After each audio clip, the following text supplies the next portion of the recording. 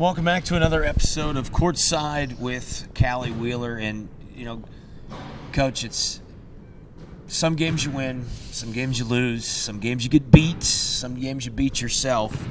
Literally not even 24 hours removed. I think missed opportunity would be I think that watching the game live, I felt more frustration than anything else. That's not a moral victory. That's a good basketball team, but I feel like the reflection a couple hours later has more to do with you guys than your opponent. Absolutely. I mean, these are conversations that we have had in the past on this show, that turnovers was a big thing for us. I mean, we can't beat a good team turning it over 25 times. And a lot of them were live ball turnovers where they got easy stuff out of it that you can't guard in transition. And those were things that we talked about, and I was hoping that they understood. But this was a really good Wayne State team, and you can't make those mistakes against a good team like that.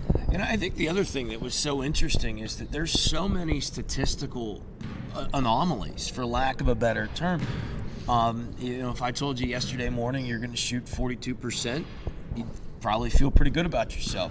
If I told you yesterday morning you're going to shoot 17 free throws, and make 16 of them, you'd probably feel pretty good about yourself. If I told you yesterday morning you're going to hold Fugate to 13, Tripp to 12, and MacArthur to 10, you'd feel pretty good about yourself. But then you talk about the statistics that you can't take into consideration.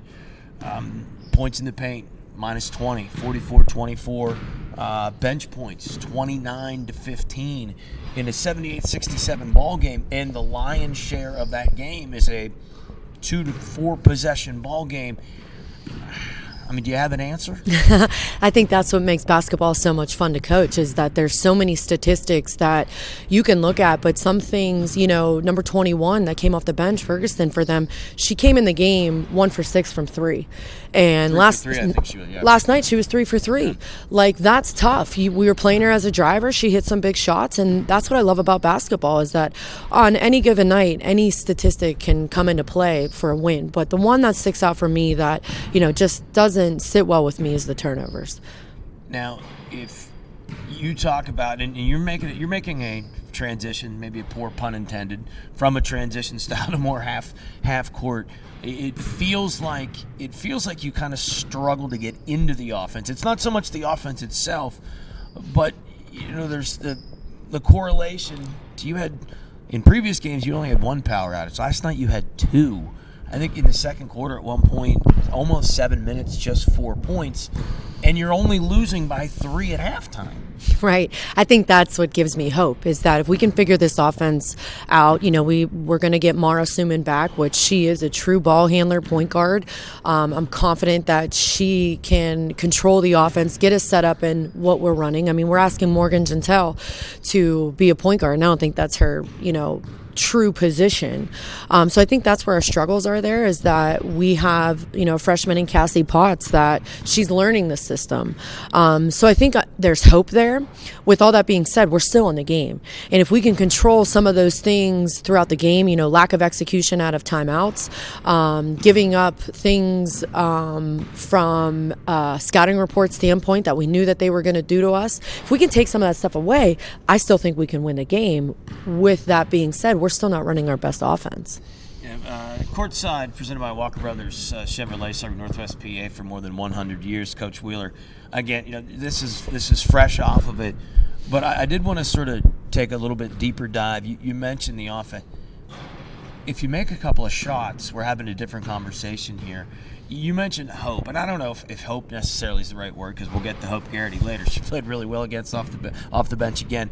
But when you look at the struggles, and however you sort of grade out your film, I don't really think he took many bad shots. I don't think so either. He took shots that didn't go in. I don't think so either. I think that, we had some great looks, but what happened was we didn't make those shots, and then you combine them with some turnovers that we couldn't defend in transition, and that's where I think we broke down.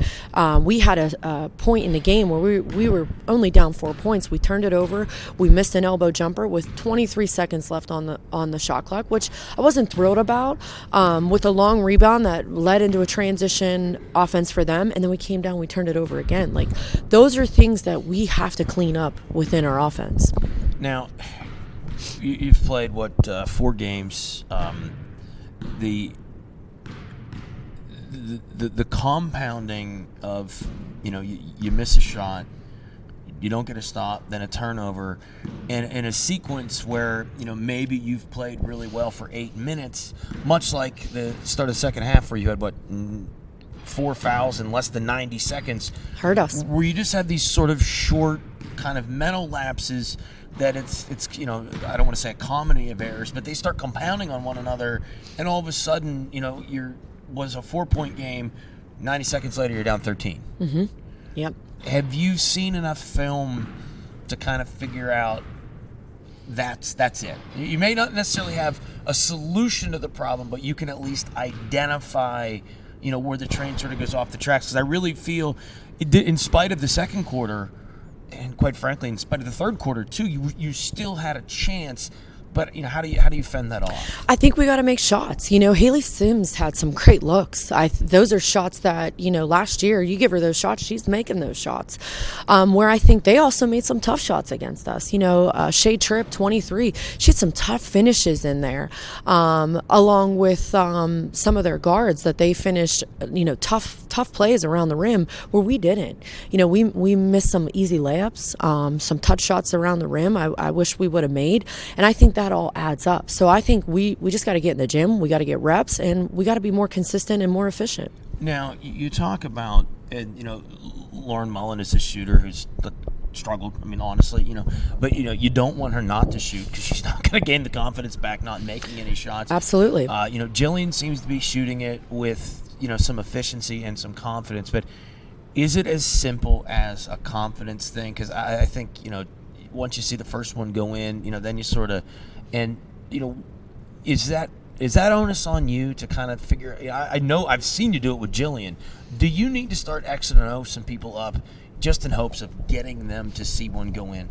Yeah, so, with Lauren Mullen, it's not translating into game. In practice, she's knocking those shots down. She's winning all of our shooting competitions. I just think she has to build that confidence in game that we want her to shoot it. We know that those shots can go in. And I think, we've seen this happen to her before in seasons prior, that once she sees that first shot go in, she starts to catch her rhythm. And I just hope that she can do it going into conference. Now, the thing is that I think Wayne State's going to be, one of your tougher tests. Obviously, it's got to be promising that, it was in reach at times, and it was more, and no disrespect to them, I think it more had to do with you than them. But, by the same token, there could be a conversation a couple months down the road where we're talking about a ranking that think, if we just had that contest, and it means nothing. Go out and win the PSAC, no big deal. Right. But this one stings now, but this has the potential to linger because that could be a game that really comes back to haunt. That could be the difference between hosting and traveling, and the upside is that's a really good team. Whew. The downside is that really feels like a squandered opportunity. Yeah, it does. And, the hope that I have is that we're beating ourselves. If we can figure it out and we can build more chemistry on offense, playing off of each other, because there were times when the ball was moving. You saw some really good offense out there. You saw some high efficient shots. There was a lot of misses that was still, and it was moving. Yeah, absolutely. If we can clean some of that stuff up, I think this is a conversation that we're going to come back to where I'm going to hang my head like we had that game, we were in reach, but there is hope there. I think the 3 losses that we had, the out of those 3 teams, Grand Valley State beat Findlay, that's their only loss. Ashland beat Wayne State, that's their only loss. And I think we played some high caliber teams, so I hope that this prepares us for this weekend going into conference. All right, quick timeout. More with Courtside with Callie Wheeler, presented by Walker Brothers Chevrolet. A trip to Kutztown and Westchester over the weekend. More Courtside right after this. Factory Train Service, a full-service body shop that accepts all insurance and honest, no-nonsense deals on all new Chevrolets and used cars. Come in and see for yourself why we've been here for over 100 years. Call, click, or stop out. Walker Brothers Chevrolet. All right, back here courtside with Callie Wheeler, presented by Walker Brothers Chevrolet, serving Northwest Pennsylvania for more than 100 years. Very odd schedule again. You know, you've got one more home game and then Christmas break. It's not ideal, but you've got a first crossover. So now we're playing for keeps. Trip to Kutztown, Westchester, obviously not ideal, but none of them are close, quite frankly. Right. Obviously, you'd like to have a better record. You like to be undefeated, like all these things, but a lot of that stuff doesn't matter. Right. What can you anticipate? And maybe this is a good scenario coming off such a frustrating loss, a quick turnaround, a bus trip, kind of get back to the family. It's us against the world type mentality. Mm-hmm. So maybe the silver lining is the quick turnaround and a crossover this weekend. Yeah, I definitely think that's the silver lining, and I think that we build our schedule so that these 4 non-conference games help prepare us for, the toughness of the PSAC. I think Kutztown is a great team. They're built on defense, and then we go see Westchester, who's a nationally ranked team. But I think these 4 games, if we take what we've learned from those 4 games, playing 4 really good teams, then we're ready. You know what I mean? And I hope that we're motivated coming off this loss. I hope it leaves a bad taste in my players' mouth. I know that it was in sight, it was in reach. We beat ourselves, and I hope that we can take that motivation into this weekend. You talk about turning the page. Hope Garrity, we're going to start calling her to the microwave. She had 11 and 11 last night. When you take a player like her that is going to need to matter, not only in December, January, but moving forward, how do you deal with her? I mean, she's a freshman. These quick turnarounds, this travel, this is not, very rarely are high school kids accustomed to this type of situation.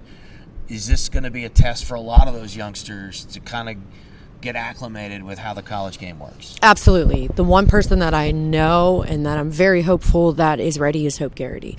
Why do I say that? Is because this kid has a relentless work ethic. This kid is in the gym every single day. She's on the gun. She's coming in pre-practice, getting shots up. Like, she knows her role and she's putting the work into it. And I think she's proved herself. I think she's shown really quickly that she can be a college player and she can be a scorer. She came out. We needed points. We were in another scoring drought like we talked about early, and she didn't hesitate. She pulled the trigger. I mean, they were contested. Mm-hmm. When I went back and I watched the film, people were in her face, but she was fearless. And I think if some of the other girls on my team could play fearless like she did, I think that we're having a different conversation today. But I think she's ready for it. I think because of the preparation she's put into it. The other thing I sort of wanted to ask, because of the oddity of the holidays, and we got another one coming up in Christmas where there's going to be this long layover, a week in between games, whether it's a win or a loss, it's still a week. That's really, once you get into the meat and potatoes, you don't have that. Right. Is that sort of the light at the end of the tunnel where you're literally, you don't have time to dwell. You got this time to dwell, and then you got the rest of the time to prepare. Right. Because it's a short turnaround. Yeah. Whereas the week break in between, there's a lot more time for dwelling, a lot more time for self-reflection, and there's still equal time to prepare, but it's just a week out. Right. Yeah. I think most definitely every college athlete wants to play games, and I think with these big breaks, they become stagnant with practice. They get sick of going up against each other. But I also think it's a great time for us to, really build on what we have that's working and work on our weaknesses. But I think everybody's excited for games to just be playing games Wednesday, Saturday. Now, as for the trip, you're leaving Thursday after practice, and now this I sort of thought, I thought Coach Jennings said you're staying in Kutztown Friday night and then traveling to Westchester. Yeah, in the morning. just it's nice so that we don't have to check out of our hotel. We play Kutztown at 3, so we'd have to get a late checkout. We could just be in the hotel. We can utilize their conference rooms and stuff like that. It's easier for us to manage, food and things like that. And then we will just wake up, drive to Westchester, play, and then, long trip home. Now, what can you tell us about Kutztown, Westchester? Either way, back-to-back crossover, long bus ride. It's I've always felt that the advantage is with the home team. Absolutely, clearly. Yeah. And then who's your travel partner with? Slippery Rock plays Westchester on Friday, and then Mercyhurst plays Kutztown on Saturday. So it's okay. Is there any advantage in that situation for one way or the other? I don't know. I don't really look into it. I just really try to focus on us and our opponent. Obviously, we have Kutztown. They're 1-4, but if you look at their scores, they've all been close games to some really good teams. They've played Charleston, West Virginia State. They had a close one to Jefferson, who upset Westchester, and there was one more that they got upset, but they were in the game. So I think it's going to be a tough battle for us. I think that they always give us problems because they play that pack line defense. They're really a team that's built on defense, and they tend to give us some problems. But I think we're ready because the last time we played them, this group was freshmen, and I think there's some motivation there to get some revenge. Now, obviously, you're still kind of getting acclimated with the integration. Do you feel any differently, any better? And I don't mean results. I mean like your rotation. Do you feel a little bit? I think Mara Suman's hopefully is going to come back and return on Friday, and it's going to throw a little things for a loop because we started to get that rotation. You saw at Wayne State, and she's definitely got to be out there on the floor. She's a great ball handler. She understands where the ball needs to be, who needs to touch it, and she's a great leader. She's a vocal leader. I think so. That's going to kind of throw a wrench into things, but I definitely think Hope Garrity proved herself. I think that she's definitely needs more minutes. Well, that's sort of my follow-up point. Assuming you get Mara back and she's a full go, I don't know how you don't play Geneva Bay just because on defense it just turns up a little bit. I mean, are you willing? Is it going to be a +1 to the rotation, or is it just going to be a game-by-game deal?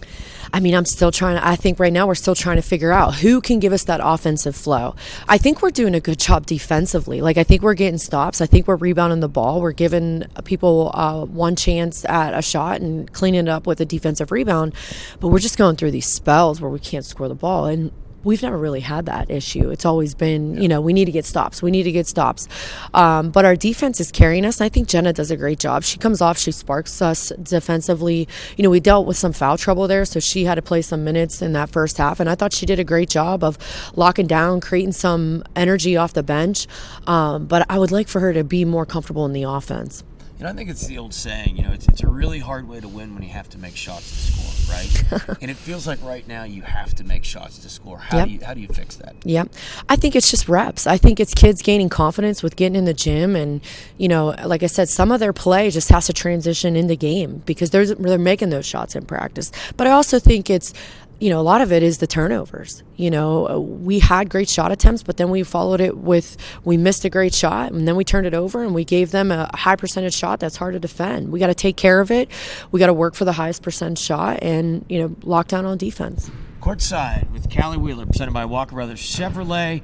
Safe travels. Best of luck on Thanks, the trip Joe. over the weekend. And we will do this again next week. And is it Charleston next home game? Mm-hmm. Which, again, it's like another 2 weeks. It's on schedule till we're back here at Macomb. But certainly best of luck. And, thank you so much. Thanks for taking the time, and we will do it again next time. Thanks, Joe.